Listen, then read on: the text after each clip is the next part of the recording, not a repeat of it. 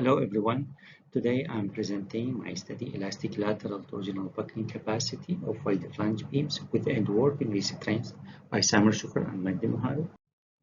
So the outline for this study, the background, lateral torsional buckling capacity for simply supported beams in standards, shell finite element analysis, the results and conclusions.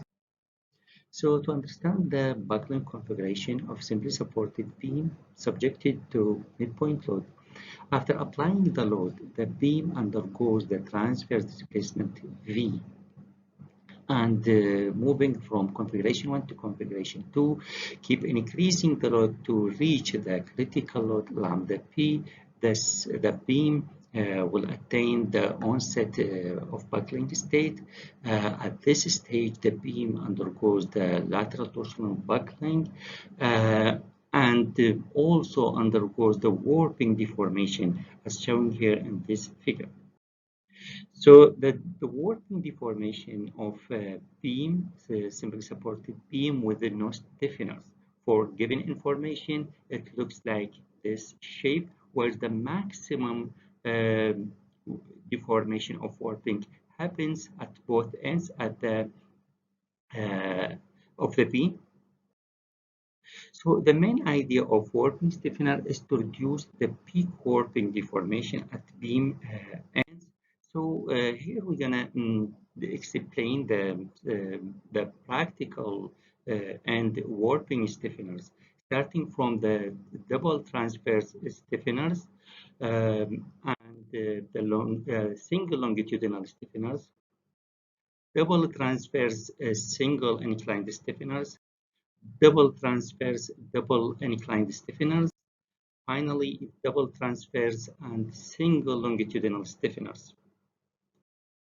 So the summary of end warping stiffener details that investigated in this study are shown in this figure. So the lateral torsion,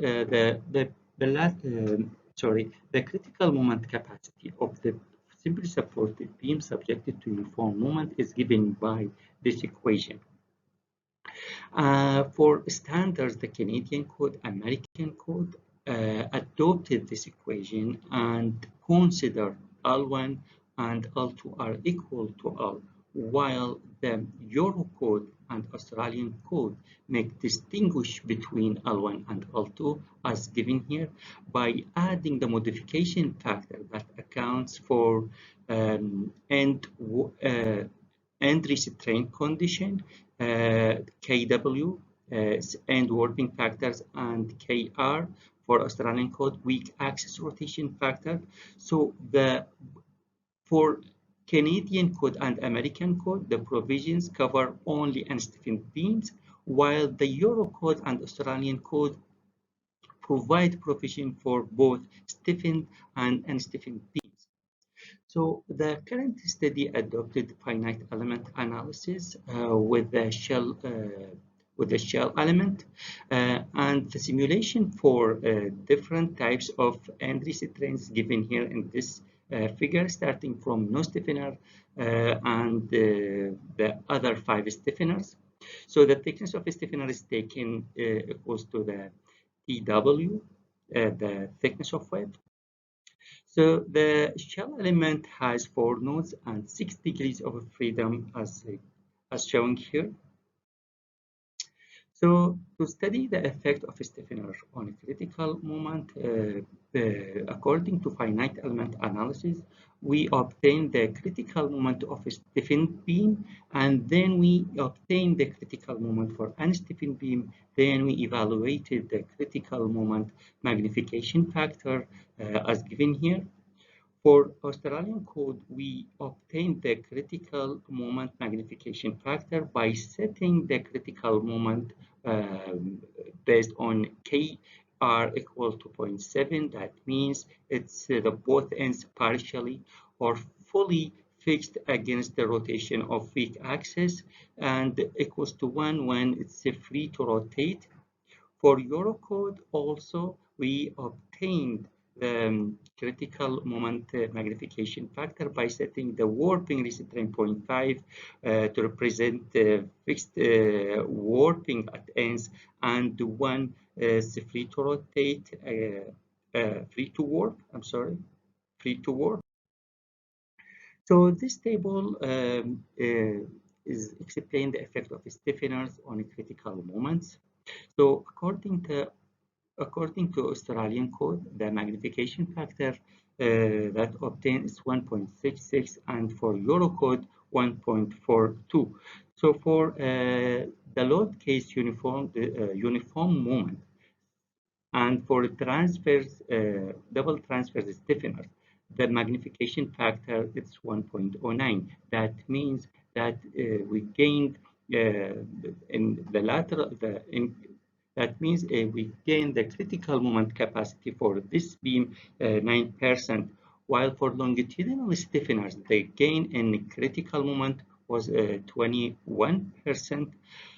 For double transfers, one inclined, the magnification factor was 1.63.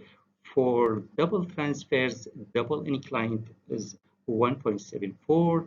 For double transfers, single longitudinal is 1.81.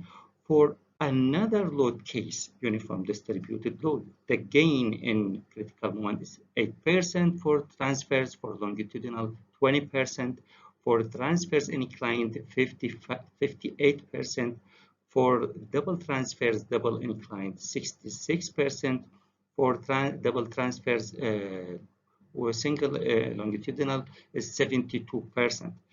So also we for midpoint load, um, the percentage, the magnification factor here, or the gain in critical moment, it's 8%, and for the transfers, double transfers, single longitudinal is 1.68.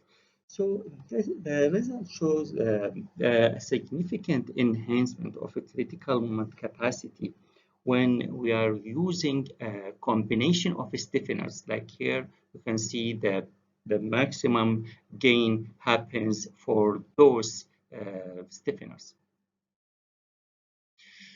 The effect of stiffeners on mode shapes, three mode shapes are studied in this study. As shown here, lateral displacement, warping deformation, angle of a twist. So starting from no stiffener, and the critical moment is given here, and for double transverse stiffeners, longitudinal stiffeners, double transverse, single incline, double transverse, double incline, double transverse, single longitudinal. And we can see here the suppressing and warping dropped from the more flexible connection where no stiffeners to the most heavy one. It's the double transverse one longitudinal stiffness. Also, we can see the increase in critical moment from no restraint to the last one. So the effect of geometry of stiffener details, for 5 details here, we are obtaining for simple supported beam subjected to uniform moment for given section, obtaining the critical moment magnification factor by varying the length of stiffeners for the stiffeners, and uh, varying the thickness ratio as well. The magnification factor is plotted versus the length ratio and thickness ratio. As given here in this figure, we can see the magnification factor versus the thickness ratio and also the length ratio. For transverse stiffeners, we can see increasing the length of a stiffener ratio. That means the length between the distance between transverse stiffener.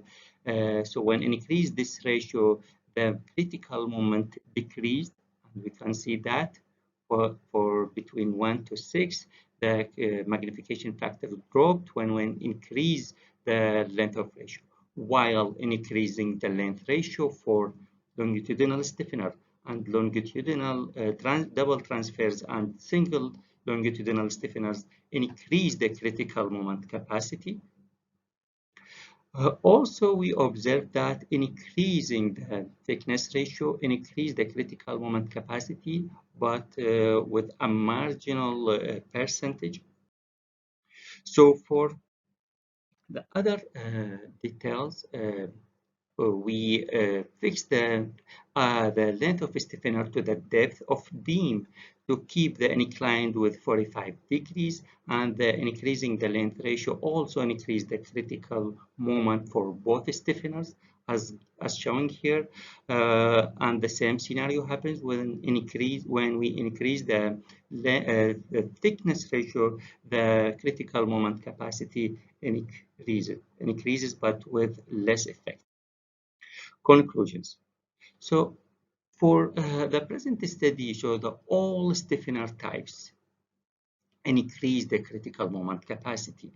And for in terms of the prevent of warping, the transfers, double transfer stiffeners is the least effective to suppress the warping deformation at ends. The longitudinal stiffeners gives mild effectiveness against warping, while the other stiffeners are the most effective stiffeners in suppressing the warping deformation at ends. For geometric details, increasing the length ratio decreases the critical moment capacity for transfers and stiffener, while increases the critical moment capacity for other stiffeners. Also, increasing the thickness ratio gives a marginal increase in critical moment capacity of beam. Regarding the standard, the Eurocode over predicts the critical moment capacity for transverse longitudinal stiffeners, while under predicts the critical moment capacity for other stiffeners. The Australian code over predicts the critical moment capacity for transfers, longitudinal transfers, and inclined stiffeners, while under predicts the critical moment capacity for double transfers, double inclined, double transfers, single longitudinal stiffeners. Thank you so much for listening.